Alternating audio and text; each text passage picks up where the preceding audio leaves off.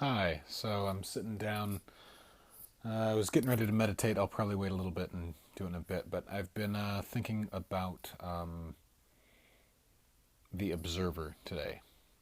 That part of ourselves that's able to look at, um, as somebody described, can look at us as ourselves in our meat suit operating in the world.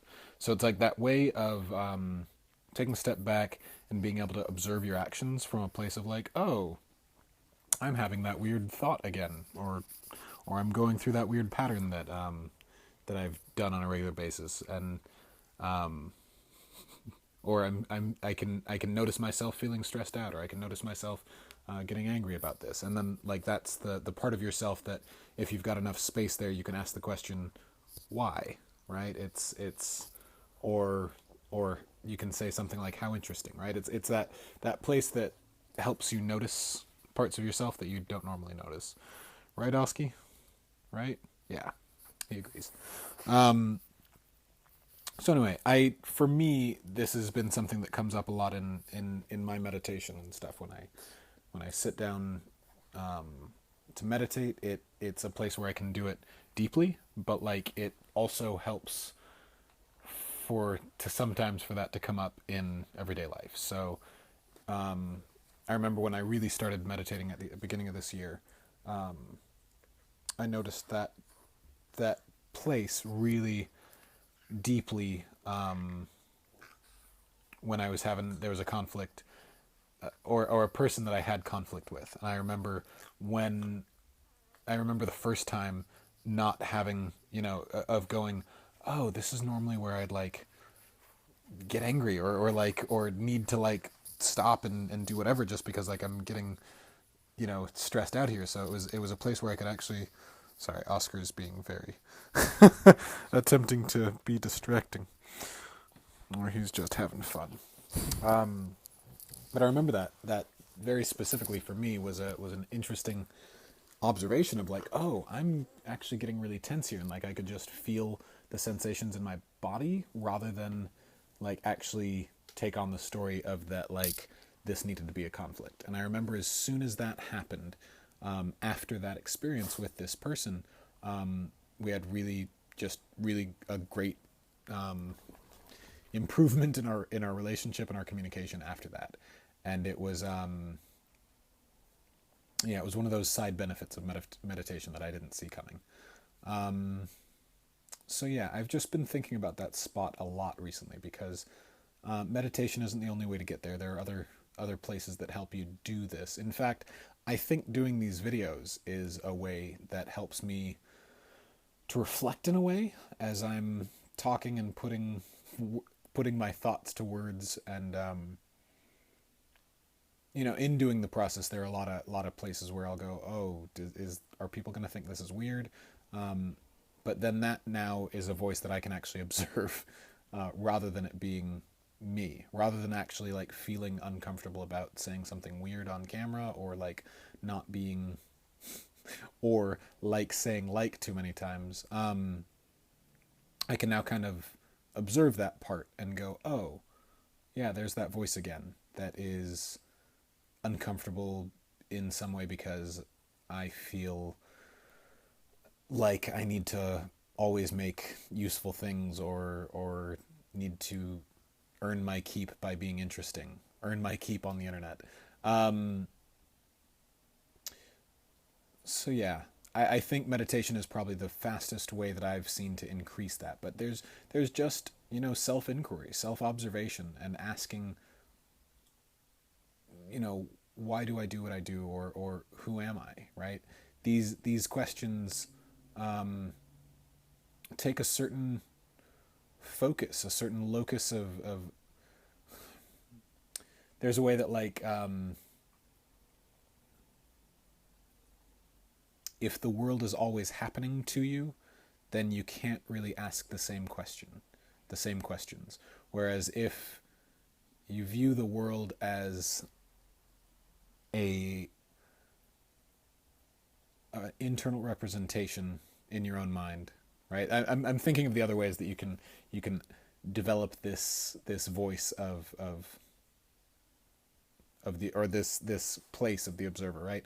For me, I think when I was younger, it probably started with lucid dreaming. Even before that, maybe I did pranayama yoga and just random breath work and stuff like that, but where it's requires you sitting and you know, it might have it might even go back to a like you know, a different type of church service that I went to when I was younger. They talked a lot about that type of thing. Um, but yeah, lucid dreaming is a really interesting take. If you haven't done it, um, play with it. Pick up Exploring the World of Lucid Dreaming by Stephen LaBerge.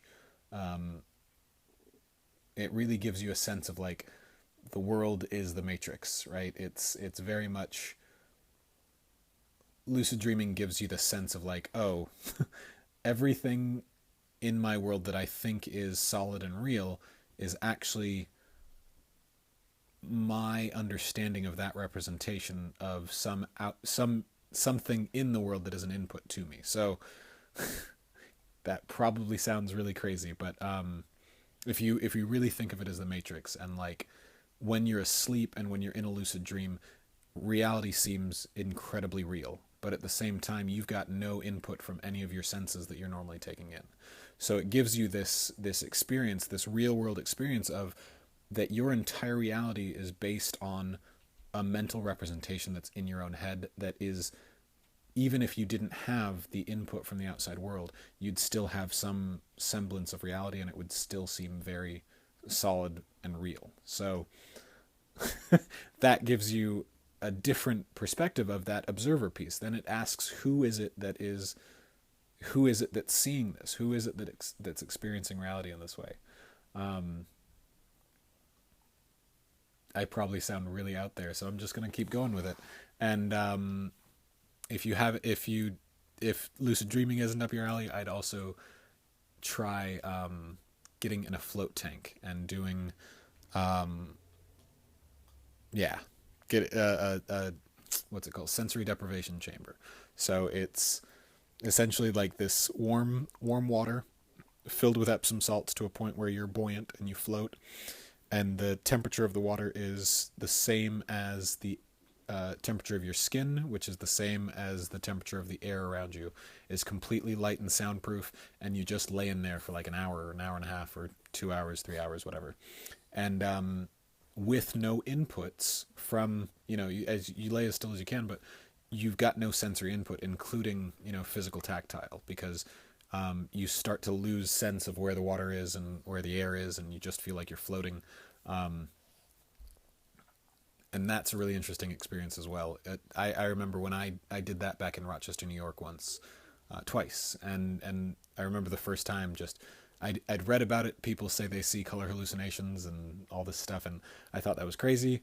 And I remember there was one point I was just looking and I was like, huh, there's those weird colors that everybody talks about, and like I, you know, knew that I was sitting in this completely dark chamber.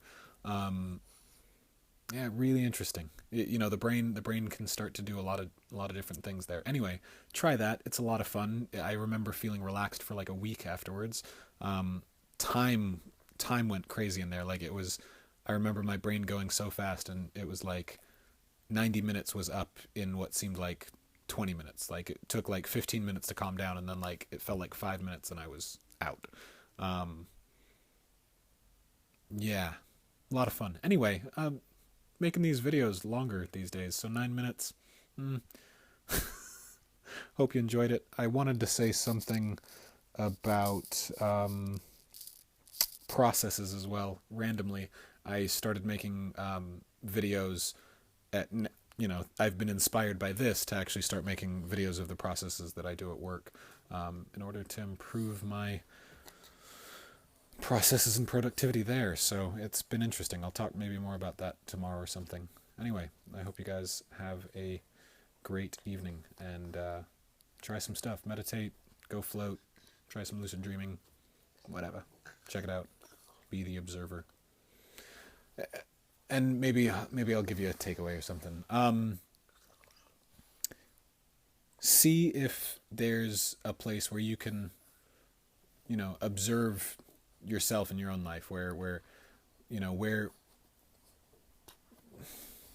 for me, a lot that I've been observing lately is like, where do I have strong emotional reactions to things, and so and what's the reason behind that, you know, and take steps back, and strong emotional reaction could be where you get angry, or it could also be where you shut down, right? That can also be a strong emotional reaction that you're not letting happen, and for me, that's a big one. So I do that a lot, and so it's one that I've been observing lately is like, where is it that I will slow myself or shut myself down or something, and what's the reason behind that. So yeah, if anybody has any experiences like that, let me know. Bye.